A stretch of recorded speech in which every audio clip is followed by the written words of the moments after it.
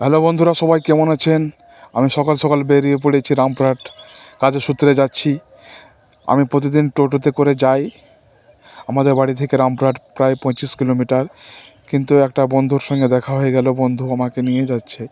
আমার শরীরটা খুবই অসুস্থ, দাঁতে খুবই ব্যথা, তাই ওষুধ খাচ্ছি।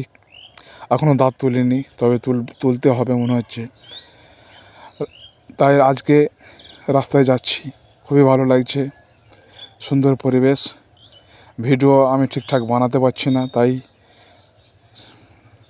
এই ভিডিওটাই বানিয়ে ফেললাম। আপনাদেরকে অনেক শুভেচ্ছা ও ভালোবাসা রইল। আশা করি আপনারা সবাই ভালো আছেন।